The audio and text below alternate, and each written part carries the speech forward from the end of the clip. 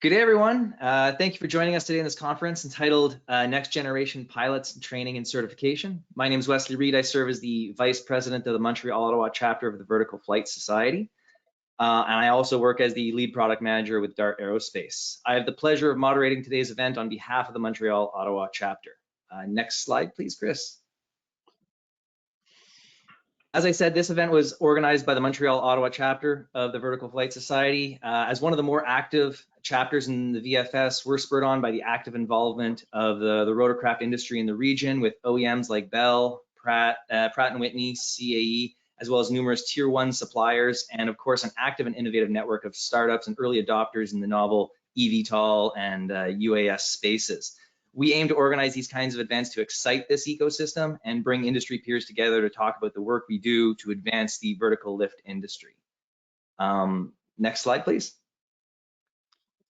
We do this work in support of the Vertical Flight Society's mission. The VFS was founded in 1943, originally as the American Helicopter Society, and it's the world's only international technical society for engineers, scientists, and others working to advance vertical flight technology. We're always looking for new members, whether you're students, professionals, or organizations of any size. If you're interested, please reach out to us. And if you're on board with our mission to increase interest in vertical lift, create and participate and facilitate networking within the industry and getting involved with learning opportunities through exclusive conferences like this one or larger events online and in person, which we hope should be resuming really soon for the Montreal, Ottawa chapter.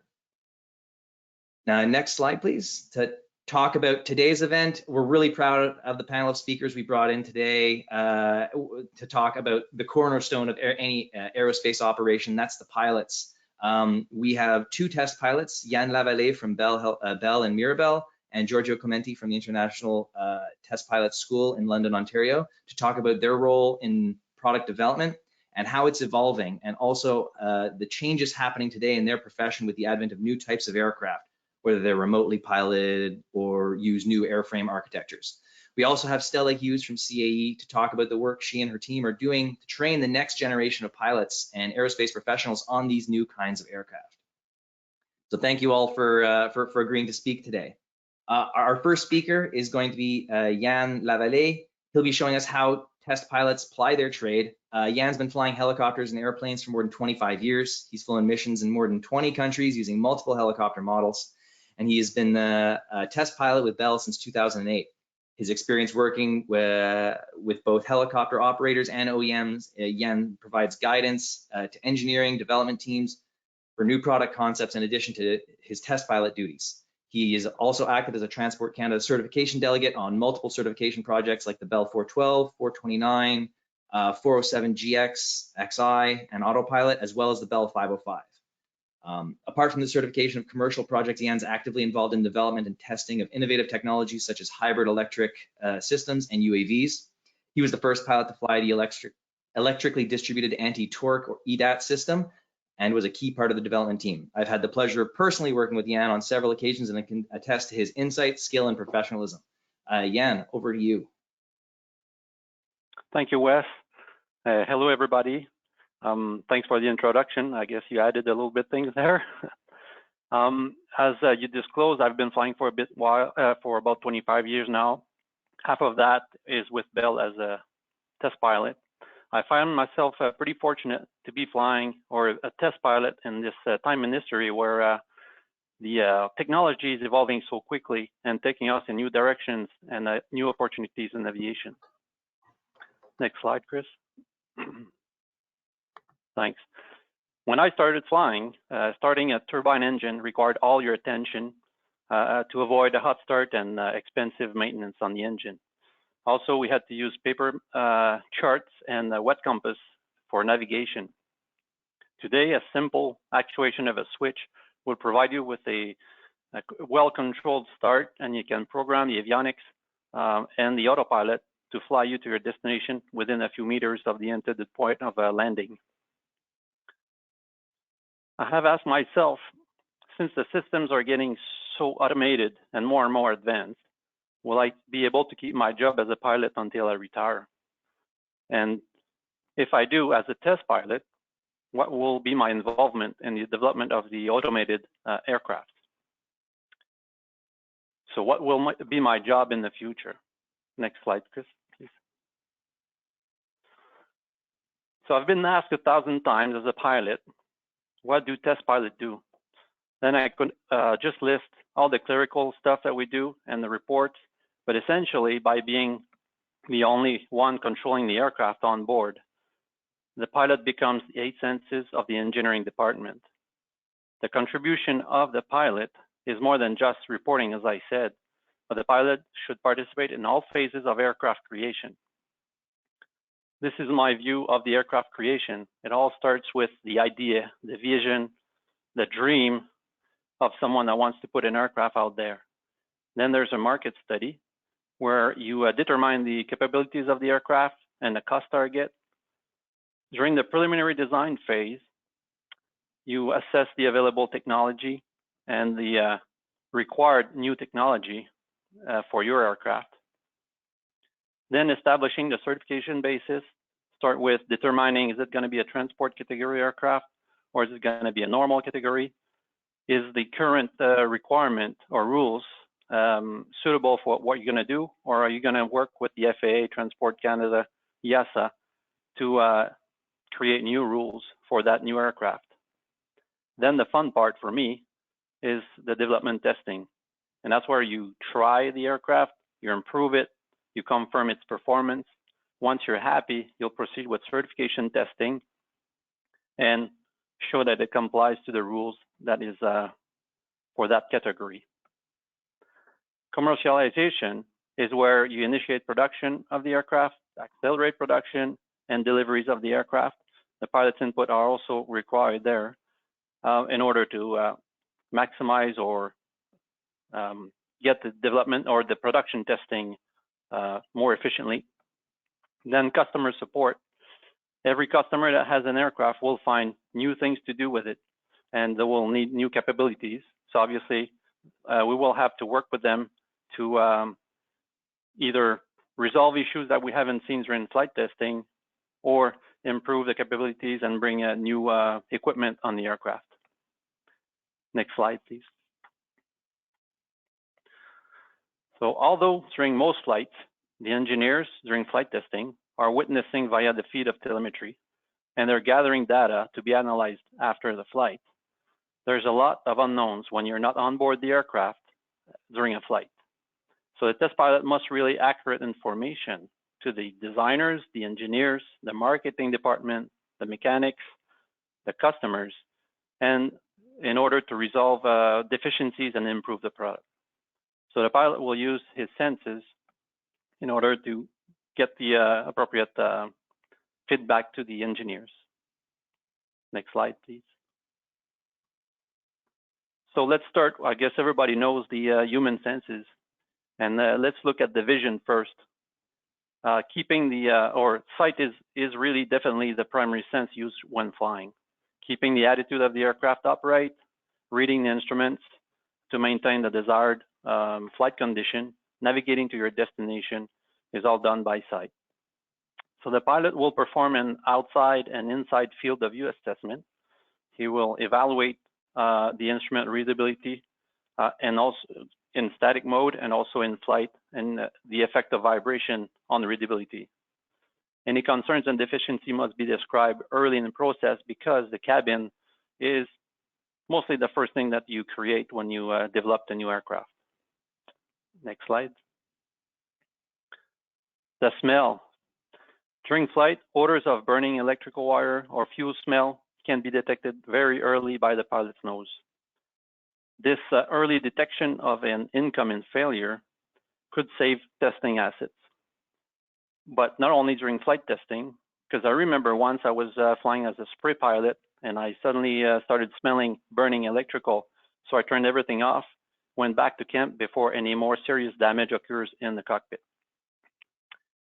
Improper airflow around the aircraft and inside the cabin must also be assessed because reingestion of exhaust inside the cabin or fuel smell could create a health and safety hazard to the passengers and also the crew.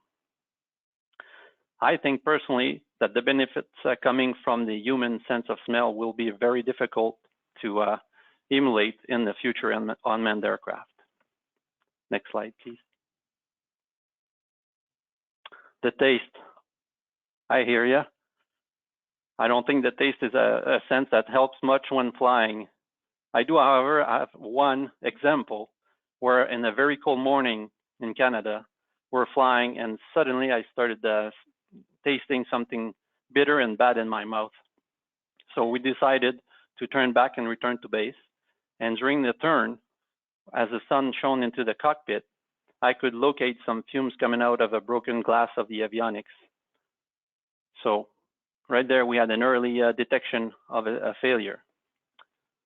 Next slide, please. The audition. Noise can have a very large impact on the ability to fly or operate an aircraft. Loud cabin noise level could create fatigue to the crew and discomfort to the passenger. Sometimes systems like cabin heat, electrical fans, mechanical pumps or electrical pumps can increase the ambient noise level to too high and make it difficult to communicate internally. So the pilot must qualitatively assess the suitability of the design and report an unacceptable noise level. And then after that, it will be measured with a microphone and determine what's the cause and how we can solve the issue.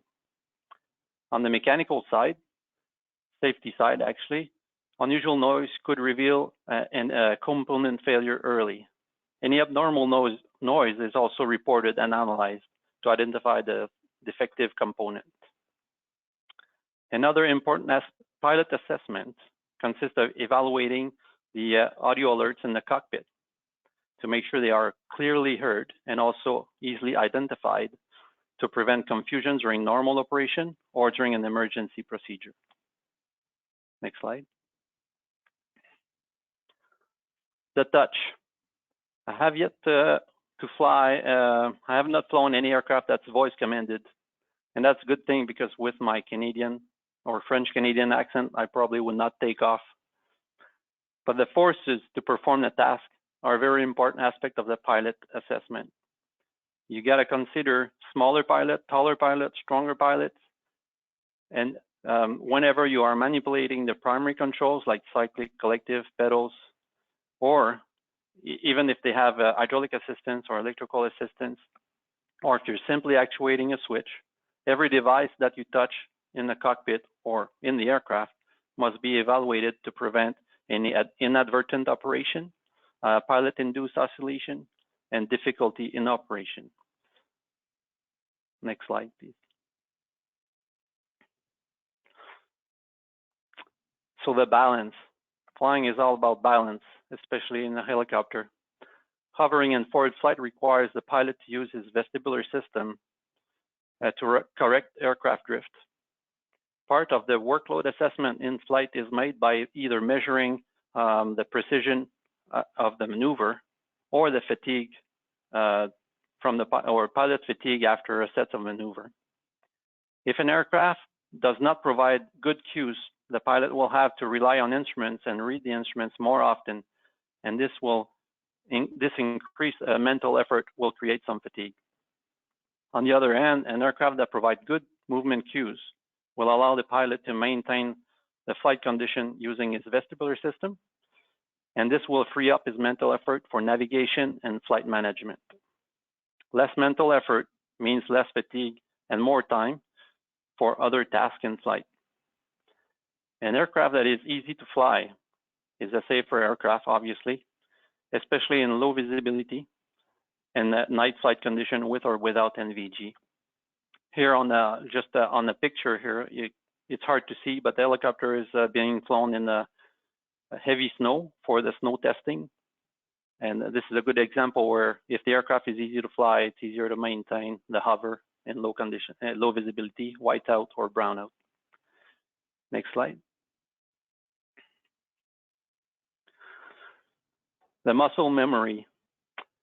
So aircraft operation is not only about flying.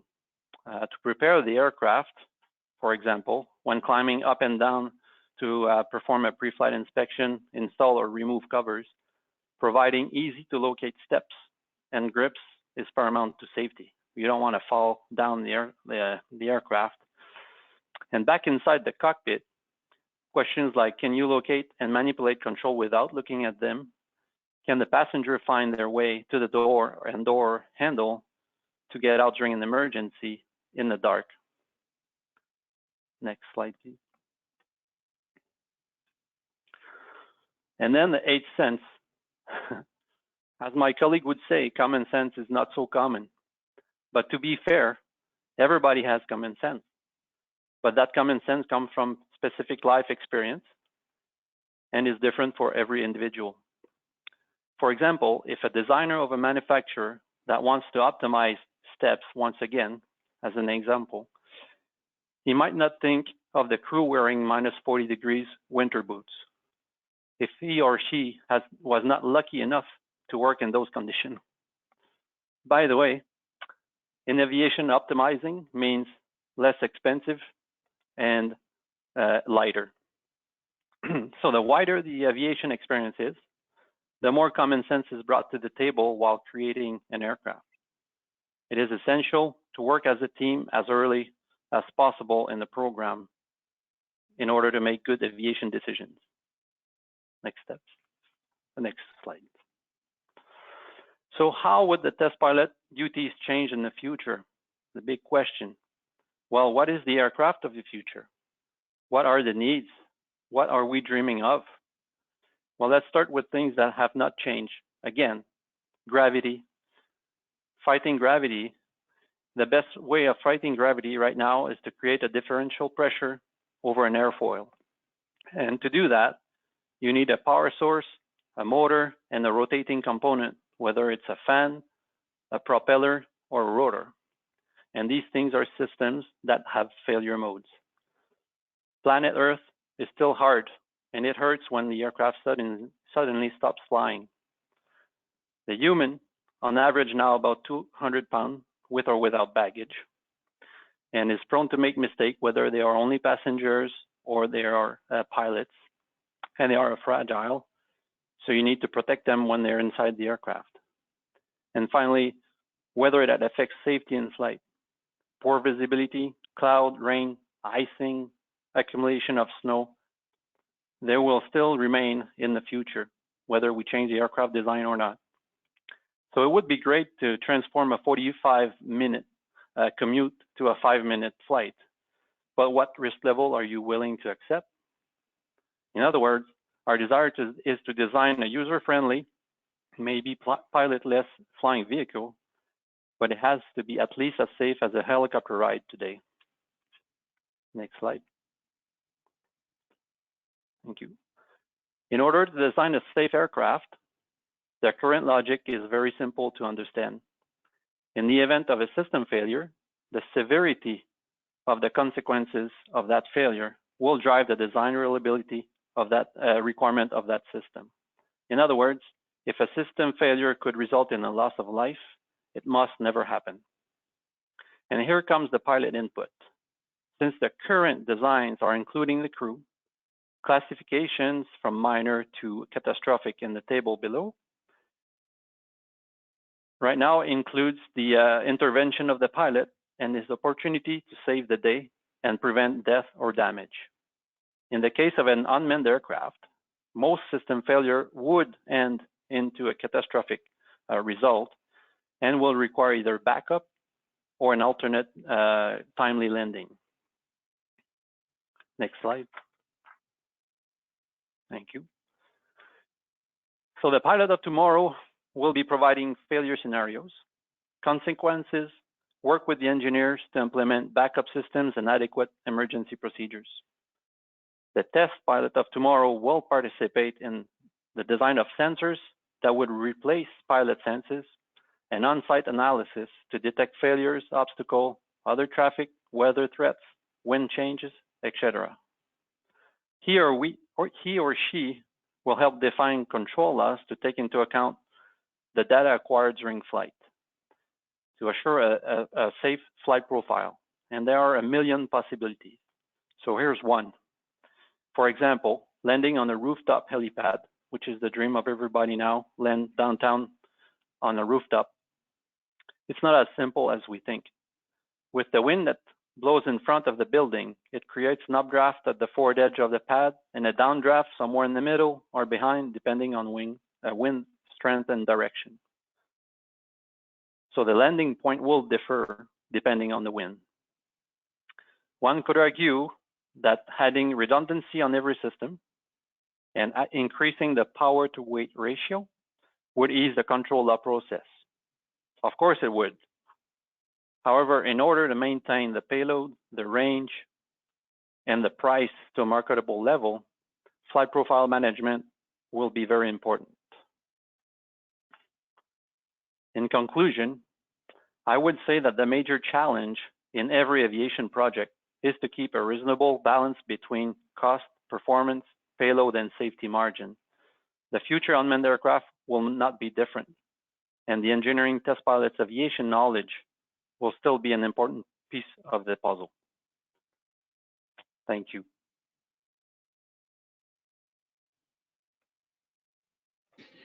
Thank you, Yann, for that informative breakdown of the work you do to keep our industry moving forward safely. We really appreciate that. For the audience, we will have a question and answer period at the end of the event. So if you have any questions for Yann or any of our other speakers, please ask them using the questions feature of the GoToMeeting console on the right of your screen. Our next speaker is another pilot, Mr. Giorgio Clementi, who since 1986 has been at the helm of the International Test Pilot School based in London, Ontario, one of only 4 fully accredited schools for flight testing in the world. In a career that started in 1981 with an aircraft maintenance apprenticeship, his flight testing activities have seen him work around the world, including the Atlas Aircraft Corporation in South Africa, Aerospace in Italy, National Test Pilot School in the USA, before joining the ITPS at Cranfield in 1991. He's participated in flight tests at Embraer, IPTN in Indonesia, Alenia and Augusta, now Leonardo in Italy, Grob in Germany, Diamond Aircraft in Austria, and served as the manager of the flight test for the D-Jet proof of concept tests in Canada. He established the ITPS's Unmanned Aerial Systems program in 2014 to meet customer requirements and has been a driving force behind the development of new offerings to keep up with industry innovation and winning the attention of some next generation OEMs such as Lilium and Pipistrel. He actively lectures on UAS and UAM airworthiness and certification. He holds a diploma in mechanical engineering, a postgraduate certificate in aerospace engineering from the University of Bristol, and he's an associate fellow of the Technical Society of Experimental Test Pilots, as well as a senior member of the Society of Flight Test Engineers. Giorgio, it's my pleasure to pass you the virtual microphone. Thank you, Wesley. Thank you to the Vertical Flight Society for this opportunity to address your membership. Very interesting subject. The past year or so has been particularly challenging for everyone, and no less for ITPS, but in some ways it's also driven a lot of innovation, and I'd like to discuss some of that in the next 15 minutes. Next slide, please. So we increasingly looking for ways to address the training needs of the unmanned air systems and urban air mobility communities. There's a bit of a blurring between the two, but the two communities have got some overlapping requirements. Obviously, the unmanned and remotely piloted aircraft and the urban air mobility vehicles don't have a pilot in them, and that's one of the key issues. Nonetheless, flight test and evaluation is as important as ever, and these vehicles have to be released to service either within a civil environment, therefore certified to some degree, or within a military environment, therefore qualified to some specification. So the job of the test pilot school, the traditional job of the test pilot school, to train people in test and evaluation remains relevant, but we have to change the way we do things. And in the past 12 months, we've had a crash course in adapting and finding new ways to provide the necessary knowledge to teams around the world on how to test conventional aircraft, fixed wing aircraft and helicopters, but as well unmanned air systems and urban air mobility vehicles. So traditional test pilot school approach is fundamentally providing operational crews, experienced pilots and engineers with a thorough underlying principles review. So we go back to the books, and we go visit aerodynamics, we go visit flight mechanics, and in the context of flight test techniques, and we provide the students with demonstrations of these flight test techniques, and then opportunities to apply them on unfamiliar aircraft. The idea being that over the course of the training program, we are putting them through as many of the flight tests they are likely to be faced with during their career. And I always joke on the first day of the test pilot course, I bet you guys thought this is what test pilot school is about, flying. Well, it's not. It's about report writing and analyzing the data that you've gathered and making recommendations on the findings. So it is a very demanding process. But with the pandemic and the inability to travel and growing very fast urban air mobility industry, there have been some other demands made on flight test training providers, including the need for much more customization. I think there's over 500 projects out there in urban air mobility, and they've all got different configurations, requiring a measure of customizing for every customer. Lower costs, and I'll discuss that later, and training efficiencies.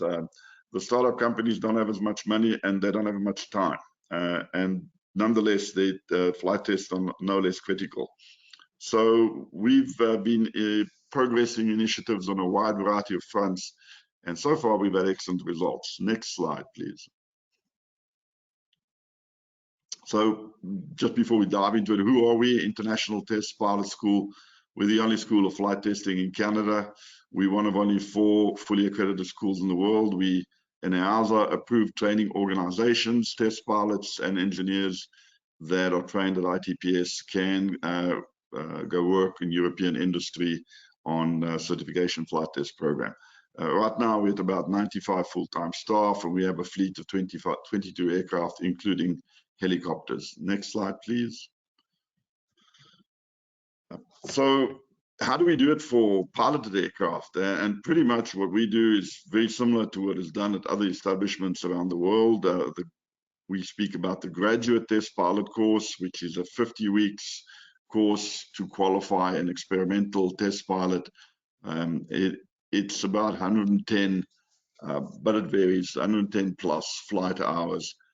And one of the fundamental aspects of test pilot school is that you want to broaden the experience of the candidates, so they have the opportunity to fly 20 plus aircraft types whilst on course. The idea is that you present them with something they are not familiar with, and you ask them to go and test it and come back with recommendations as to whether it can be certified or whether it's suitable for the intended role. So and that means that the students are working very hard to keep up and adapt to the different challenges we place on them through the year. They also receive over 400 hours of theoretical lectures. Some of it is a review of fundamental aerodynamic, flight mechanics, flight control systems theory. Some of them is flight test techniques lectures, or how to do the tests. And we cover the spectrum of performance, flying qualities, digital flight control systems, avionics, test planning and reporting, and risk management. And customers for this type of training are generally military customers and major aircraft manufacturers. Now, the challenge with this type of training increasingly is to keep up with the technology in general.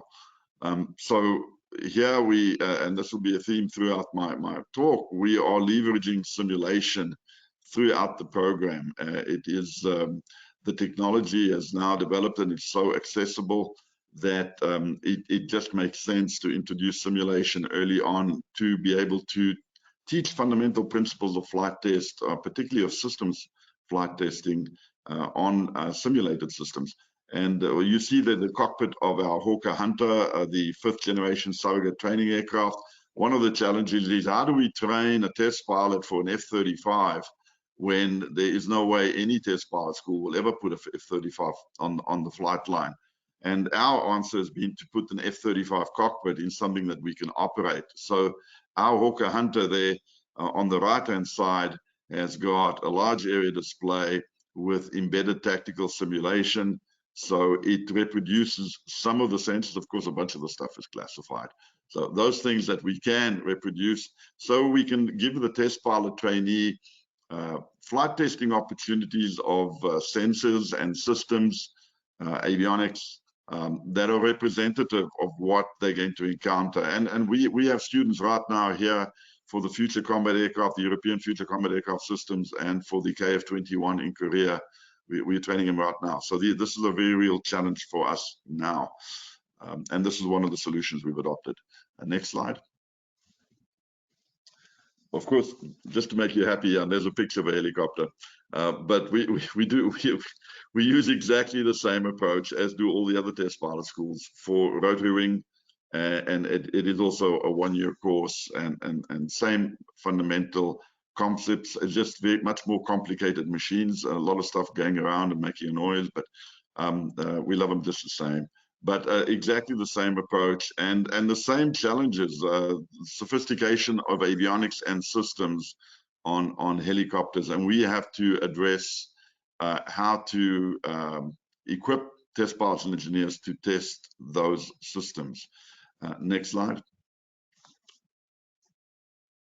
So one of the things that I find really rewarding about being involved in flight testing, it's that it's constantly evolving, and we are constantly having to adapt to new technologies. Some of the things have been in use for some time. Engineering simulators have been used in flight testing for many years. We're just finding that we are leaning on them far more now, because the technology is becoming much more accessible and affordable. So we have a range of engineering simulators. There you see something that is akin to an F-35 cockpit. We have introduced now virtual reality, and we are moving into mixed reality for some of the exercises. We have been using a lot of CAE products for some time, full motion simulators. We regularly go to the CAE Toronto Center to use their full motion simulators. I believe we've been up to Montreal also. Invaluable for training transport category test pilots in flight test techniques. So we use those a lot. So one of the challenges we have is the regulatory environment is not keeping up with the technological environment. For example, on our graduate course, we get no credit for using a full motion simulators for flight test techniques demonstration. We don't get any credit for the type, or we don't get any credit for the hours flown. That's from the European Aviation Safety Agency, which I fundamentally disagree with. If the simulator is good enough to get a type rating on, it's certainly good enough to demonstrate flight test techniques in a multi-crew environment. But that is one of the challenges we face. We use simulation to rehearse hazardous flight tests. There are some flight tests where there's a high probability of an accident, and if we in a training environment, it's probably best to do those on a simulator. The other great use of the full motion simulators, the transport aircraft simulators, is that we can teach in a multi-crew environment the way flight tests will be done. And it is not economically viable to do those tests on an actual transport aircraft, well, at least not any significant portion of the course, without driving costs through the roof. And also flying qualities and digital flight control system. For years, we've been doing a comparative assessment of the Airbus A320 and the Boeing 777 and the Boeing 787 to highlight the differences in the design philosophy of the flight control systems of the two aircraft. Invaluable exercise. So simulation key to that. And increasingly avionics systems flight test training. The simulators and the virtual reality, we have been doing the helmet mounted displays, evaluation exercise using virtual reality now for 2 years. And we've just, we've had the second offering of the aerial air refueling exercise using virtual reality. And we are moving that exercise to mixed reality, where we will have the trainee pilot on headset in flight with a simulated tanker in the air. These things are becoming possible and affordable, and those are some of the projects we are undertaking, and they're really enriching the syllabus and enriching the learning experience for the students, and we are getting very positive feedback on that. Next slide.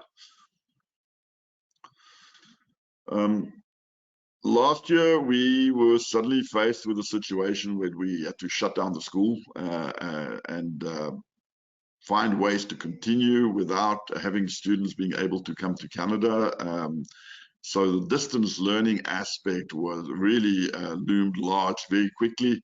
We adapted pretty fast, and to the point that now the entire fixed wing, rotary wing, and unmanned air systems curricula are available online for distance learning, and we have a number of students and an increasing uptake on distance learning. And these modules can be taken up as short courses or as part of the long course, which means that for some customers, they don't have to be in Canada for 50 weeks. We can actually shorten the duration away from their home country.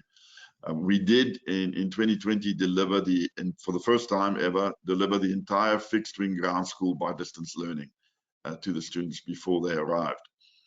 We've also added immersive video flight demonstrations using a VR headset.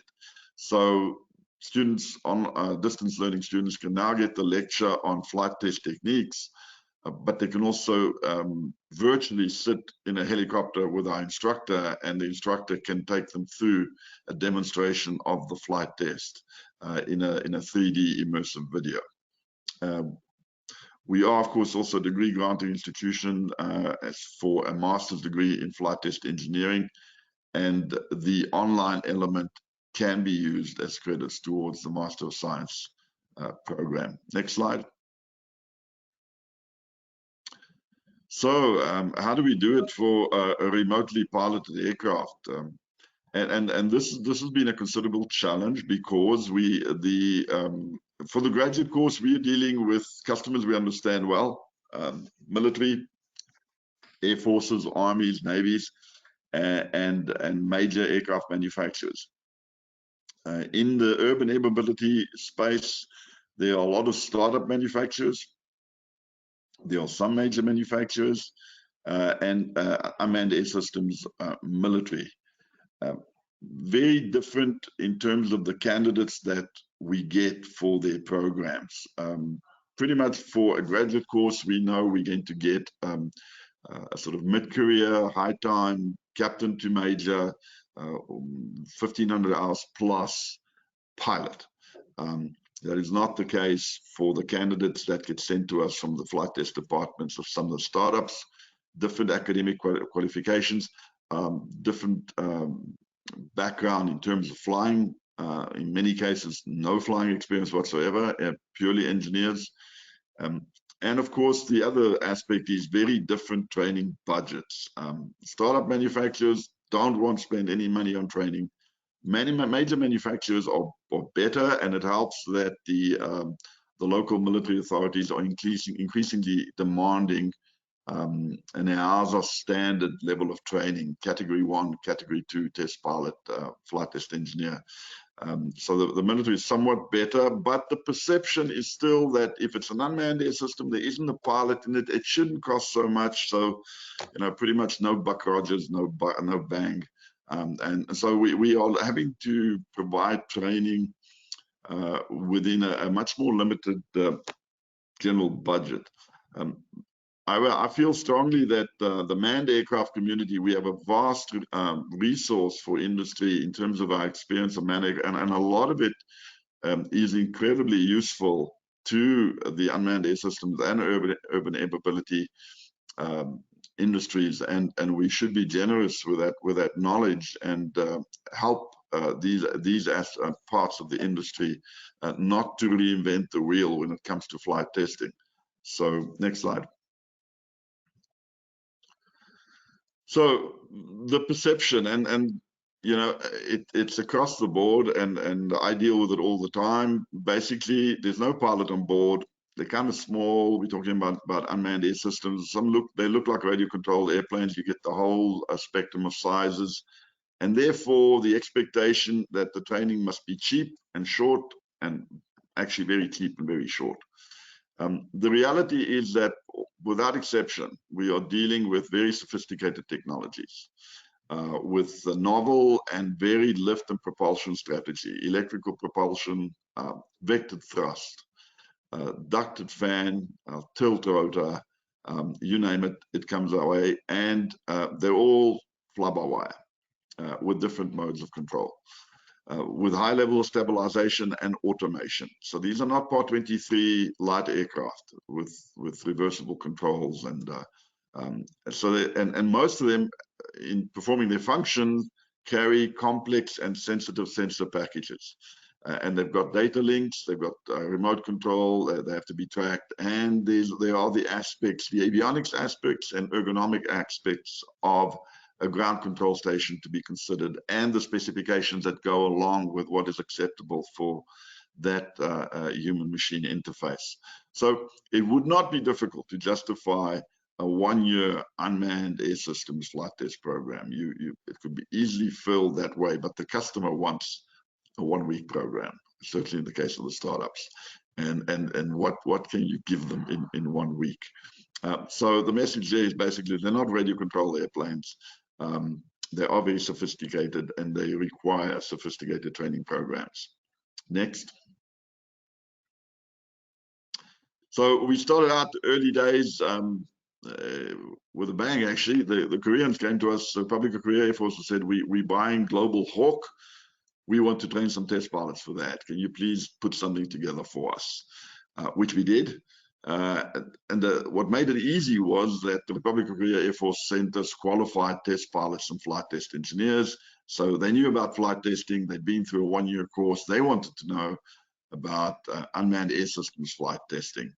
And so for that program, because is what we do, we built our own UAVs. We ordered a bunch of kits from China, and we put together some, for that little 4-meter Infinity UAV and a 3-meter wingspan Infinity UAV. We assembled them at the school, we flight tested them, and we ran the program with them. And it was quite successful, and the Republic of Korea Air Force came back for multiple offerings for that. However, we learned some lessons in presenting those programs, and because of that, our program has evolved. Next.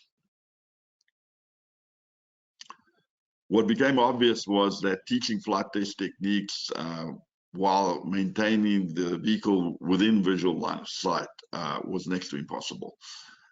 So we came up with a solution to modify something that looks like a UAV. It's about the same size of a medium altitude, long endurance UAV. Put a pilot in it to make it safe to fly in beyond visual line of sight, but also equip it with controls like a UAV, so it can be flown as a UAV, and put a capable sensor package on it, so that we can fly missions that are equivalent or similar to, or have elements of a typical remotely piloted aircraft system. So it was quite a project in that we had to modify the air vehicle, we had to install the electro-optic sensor package, and developed a deployable ground control station. And we did that all in-house with our own engineering team. So far, the system is vindicating our efforts. It's a unique tool, incredibly useful for what we do. Next. Again, based on the experience with our early UAVs, we decided that a lot of what we did would benefit from simulation. So our ground control station actually can operate either as a real ground control station with our manned remotely piloted aircraft, or it can go into simulation mode. And we have a commercial off-the-shelf software that allows us to fly a number of UAV types. We have, again, our engineers in-house using MATLAB and Simulink enable us to modify either the air vehicle or the flight control system and change the characteristics, so the trainees can get experience of different vehicles, and used to demonstrate test methods and rehearse flight test missions. Next. Giorgio, we're just coming up against a time crunch here. So would you be able to offer up your concluding thoughts so we can defer the rest of the time to Stella, please? Sure. And the conclusion is that there's going to be a need to change the way we do things, introduce much more simulation. The customers are more demanding, more customization, and we are, as pilots, working ourselves out of a job. There's no question about that. But other than that, it's exciting times in the industry, and thanks for giving me the time. Thank you very much, Giorgio. It was very interesting to see how you're adapting the old techniques to the new aircraft, and that after a 40-year aviation career, you're still looking up, looking forward, looking to the horizon. Our last speaker today, I'm very excited to introduce Stella Hughes, who leads the strategy and business development for advanced air mobility at CAE. She's an aerospace engineer who initially joined CAE in engineering to analyze R&D strategy. For the past years, she's supported growth of the civil division through roles in sales, business development, acquisitions, venture capital, and is now looking at new ways to apply CAE's technologies, services, and capabilities to the advanced air mobility market. It's a really, really cool job. So Stella, please tell us more about the great work you and the team at CAE are doing to drive the industry forward. Yeah, thank you, Wesley, and thanks VFS for the opportunity to be able to speak more about this. It's very easy for me to speak about this because, I mean, I get to kind of live the dream and talk to so many different OEMs that are really changing the space, changing how we think about mobility and movement in the third direction, also how we think about pilots. So super glad to also be able to see what Yann and Giorgio were talking about who are the pilots of today. If you want to move to the next slide, you know, the pilots of today, there's a huge amount of pilots in the civil industry, but we see a need for another 484,000 pilots just looking at business aviation and airline pilots. Now, by 2029. Now, if we layer on top of that the amount of pilots that will be needed for this brand new industry, that number grows even further. So Chris, if you can move to the next slide. McKinsey released a study saying that urban air mobility will add a demand for an extra 60,000 pilots by 2028. Now, this is the same amount of pilots as we currently have in all of business aviation, so it is huge. It's training up a completely new workforce from the ground up where you don't have a baseline to be able to train those, and you know, at scales that we've never seen before. So we need to think differently about how we're creating these pilots while still ensuring that operations are safe and efficient. And if we're thinking about, you know, an air taxi business model, they have to be cost effective as well. And I think Giorgio hears the exact same things that we at CAE are also hearing about the price of the training. Isn't this just a 2-day event?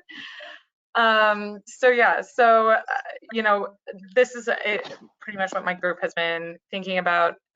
Even if 60,000 pilots is, you know, if that number is half, or if that number takes more than a decade, that is still an unprecedented workforce that we need to train both pilots and technicians. If you want to move to the next slide. So how do we create the pilots for this new aircraft when there's no one there with that existing skill set?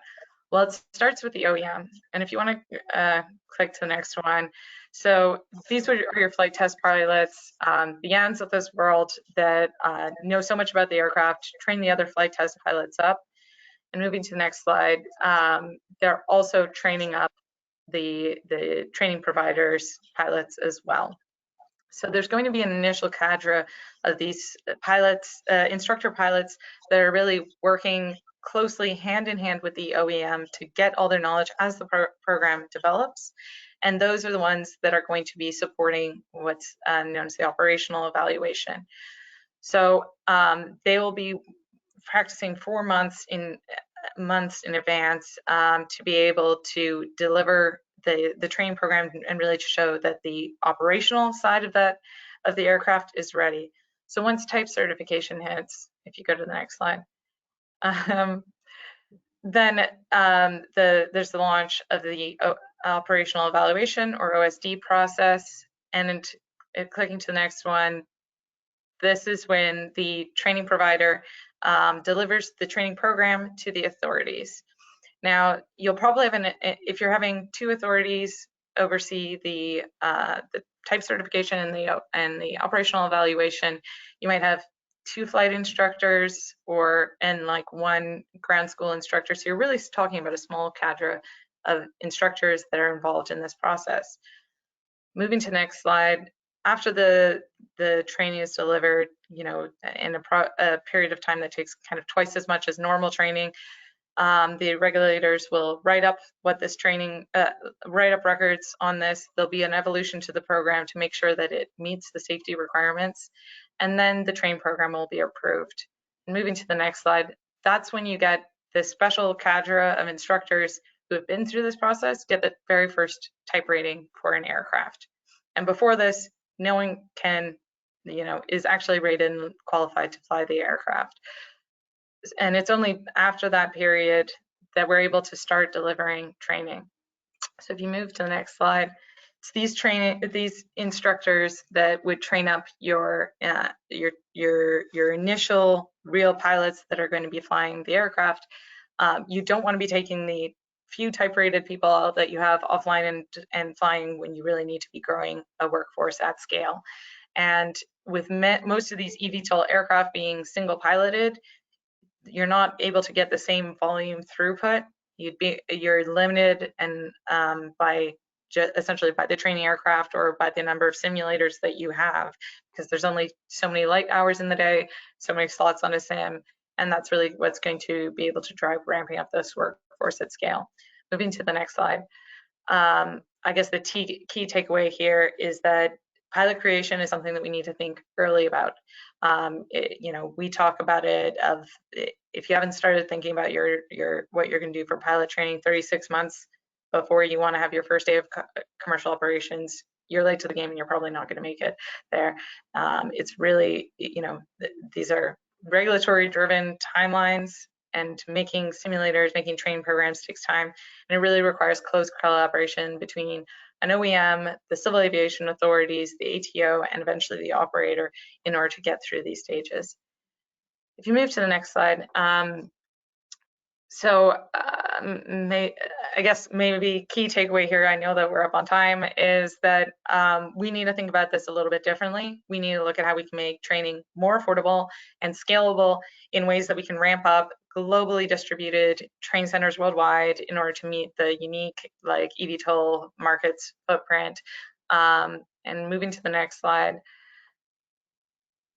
So there are some challenges, and this has actually been addressed a few times in this panel, but really the unique operating environment creates challenges where there's going to be a lot more fatigue, there's a lot more critical phases of flight, there's battery management that we haven't had to deal with you know, so far in training, and particularly if your battery life is so short, this is a training event. Pilots, while they're not so as much focused on all the different instrumentation because of the high degree of automation, are going to have to deal with, we're operating in congested airspace and dealing with that traffic, and then also the urban environment, which is a more high risk scenario, being in these confined landings and with micro weather events. The other side is, of course, regulation, is that there's no regulation in place, and regulation takes 5 years to come. So all of this is going to be done by waivers and exemptions to existing regulation. But what this also means is that when OEMs start to think about training, they're doing it a little bit of a shot in the dark. And we really need to have a unified approach across the different authorities, across the industry, in order to make sure that these can safely ramp up on time. And of course, regulations also applies to the devices. We know that the simulators, traditional full flight simulators of today, you know, will not enable this to be scalable. And we want to bring in a lot more with virtual reality, mixed reality technology. As Giorgio was saying, this is like a really high degree of immersion and actually enables faster pilot throughput in some instances. So But getting that approved, as well as getting a training program approved, really means that we need to have a data-driven approach to be able to prove that these devices would be sufficient for this new market and this new type of aircraft. If you move to the next slide. So essentially, what are we doing in the space around that? I mean, it's definitely a clean sheet approach. We need to not be fixed into, okay, you know, an A320 type rating is this many hours because an A320 type rating has always been this many hours. We need to start looking at what is necessary to be safe in operations and work back that way and really focus on the competencies of the pilots that will be operating these vehicles in higher risk environments, and focusing on the ones that are needed for these novel aircraft and not necessarily just porting over legacy training elements. Adaptive learning is going to be at the core of this as well, adapting to the modern learner and their needs and being able to focus more on and have a flexible model to be able to address those. Data analytics is really what will drive adaptive learning. We've launched a product back in 2017, CE Rise, which combines simulator telemetry into dashboards, basically to enable instructors to better understand the students, have objective feedback. And then all of this is integrated into our new product for the eVTOL space, which is mixed reality simulation, and really, you know, leaning in on the fact that you can have a full 360 for like a immersive experience at a much smaller footprint at a much lower price point. And so that's one of the areas that we're really excited about today. If you can jump to the next slide. So I guess key takeaway with the 1 minute left is that, you know, it's going to be a challenge to create this workforce. There's no existing workforce, and these are going to be commercial pilot licensed pilots. So it's not someone that's a pedestrian off the street. So we really need to ramp this up at scale. And their pilots are going to be integral to the success of this. It's going to be a close collaboration.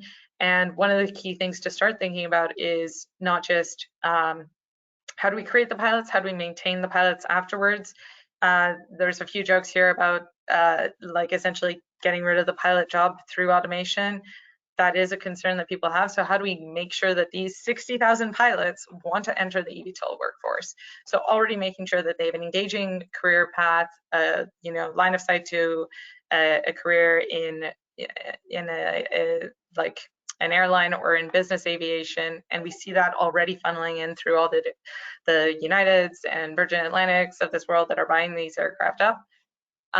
So just being able to see what is the career path for that, and already starting to think about, when developing a training program and a training product, at how do we make sure that we can adapt this once that pilot comes off board. So you know, all of these panels, it's always so great to hear everyone's ideas and basically see how people are addressing the pilot training challenge in our past and, you know, in the future eVTOL workforce. So thanks so much for having me here. Thank you very much for that, Stella. I love to see when a big organization like CE can show the agility to address a market need and put an action plan in motion. So it's very, very exciting. If our panelists and our audience don't mind going 5 minutes over, we'll open up the floor to questions. We already have three actually. So the first, it sounds like it's for a combination of Giorgio and Yann. With the growth of UAM, do you believe that there should be a tailored flight test pilot, flight test engineer course towards tilt rotor or powered lift aircraft? I don't know, Giorgio or Yann, if you can, if you would like to weigh in on that. Sure.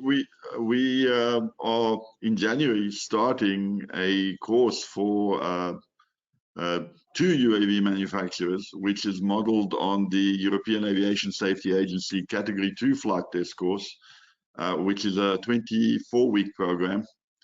And they fundamentally, a Category 2 program gives you experimental flight test privileges on aircraft below a certain weight, and it's particularly tailored to remotely piloted aircraft. So using the traditional approach, we basically cover aspects of performance, we demonstrate the test techniques, and then they do a data gathering flights on a remotely piloted aircraft. And we are addressing the EASA VTOL is a special condition 01, means of compliance, so that they know what they're up against in terms of having to demonstrate compliance with the requirements for this category of aircraft. So we have responded to that already. It's to some degree on our shorter courses, but now we're seeing an uptake on the longer programs. But again, these are the larger manufacturers. We do have Lilium and Pipistrel and Volocopter coming to us, but they want short little courses. They want 1 or 2 weeks, and they don't want to spend too much money, and they don't have people to spare. But they've got big flight test programs and major certification hurdles ahead of them. So that's, in the end, they will realize that it's a necessity. Their vehicles are complex. Sorry, Jan, you want to add to that?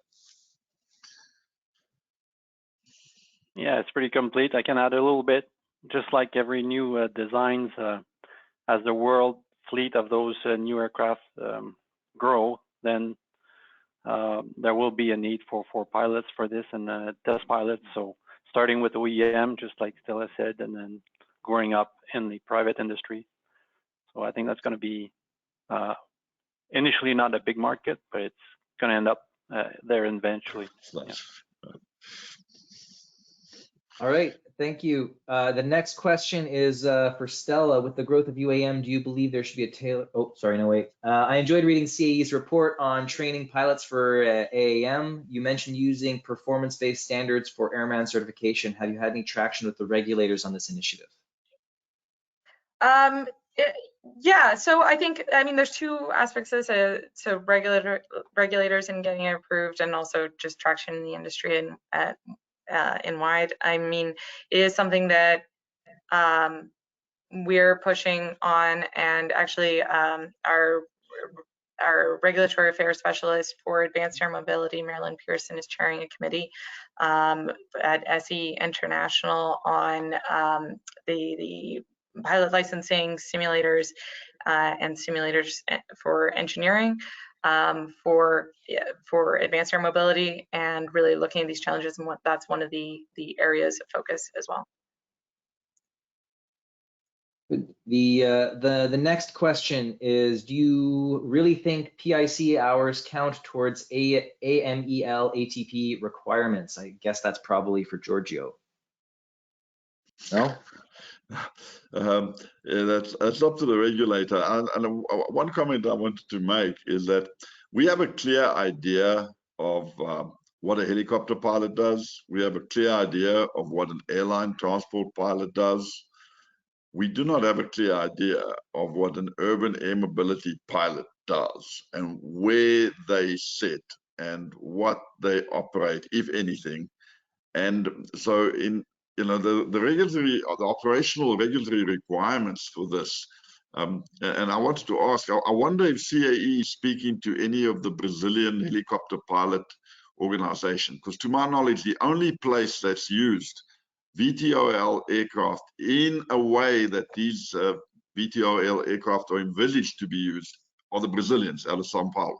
And they've been doing that for years. They've been flying them from rooftop to rooftop for years. So if anybody knows how to do it, they know how to do it. And people should be speaking to them about operations, training, safety, and all those aspects. But as I sit here and dealing with the whole spectrum, I deal with military, civilian, startups. There's not a lot of clarity on how we're going to use these people. Okay. That's me. Yeah, and the crazy thing about this as well is, like, if you look at the amount of OEMs out there, I mean, so 500 OEMs, and then how many of those have actually had manned flights?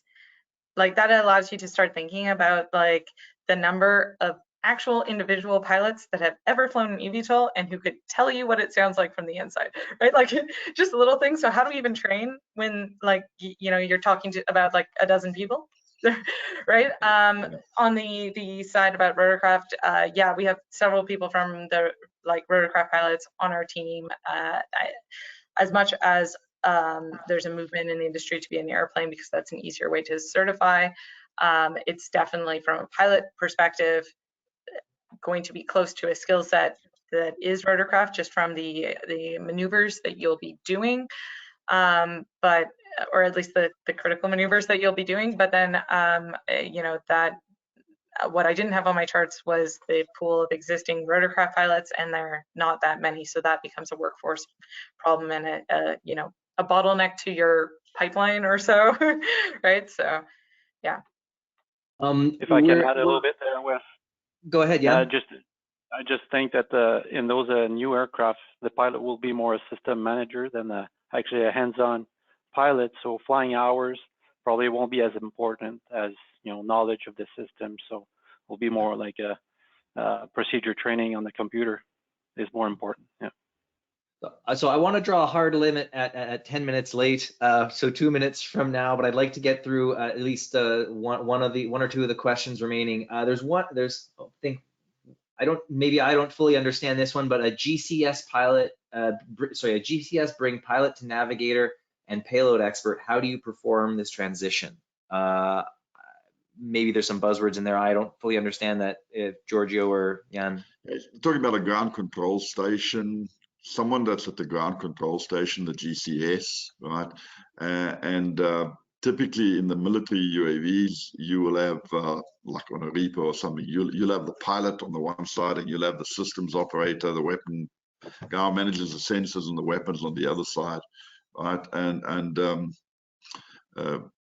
Generally, for our military guys, you want to train them the way they fight, right? The way they operate the system. And the challenge comes in that there's such a great variety of systems. Now, in the civil world, we haven't pinned down yet the concept of operations. I mean, you know, the urban air mobility vehicles, exactly how do we envisage, you know, you see some of the manufacturers saying it's an urban air mobility vehicle, but we're gonna use it outside the urban area. Why? Because, well, the environment between buildings is not exactly a benign environment, and we have yet to see anybody operate anything within that sort of environment for any length of time, right? And aside from the safety aspects, the failure modes, you know, whether you enhance category or whether you a specific category, which, you know, the enhance is supposed to be able to, with any failure, be able to continue to a vertiport.